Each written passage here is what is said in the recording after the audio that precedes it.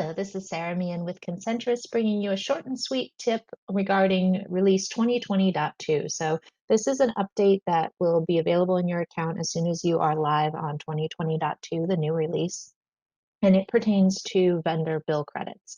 So I'm in a production environment just to show you the current state pre-2020.2.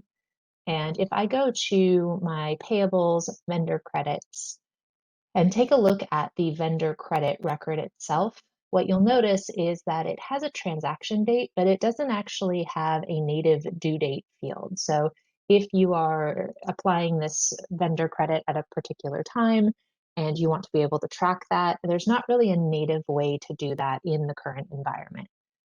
So once this loads, I will show you the header level fields that are currently present.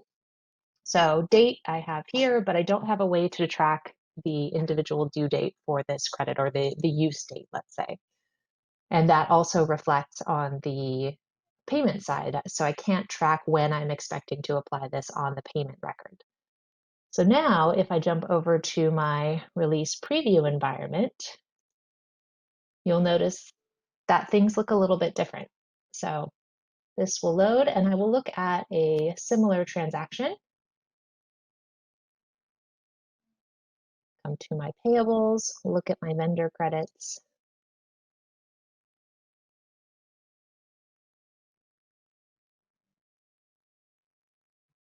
And now I'll just go ahead and edit one of these.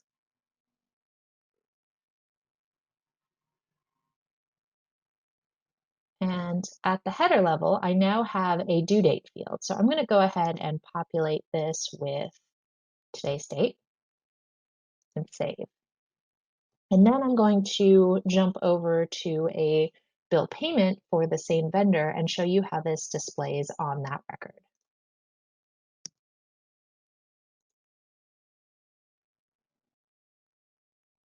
Okay, now that this is reloading, I'm going to jump into the Cooper's office furniture vendor record and start to issue a payment from here.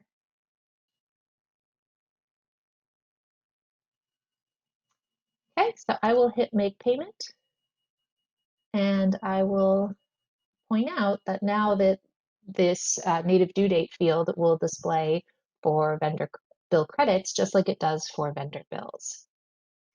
So this will allow you to more clearly and easily track when a vendor credit is scheduled to be applied.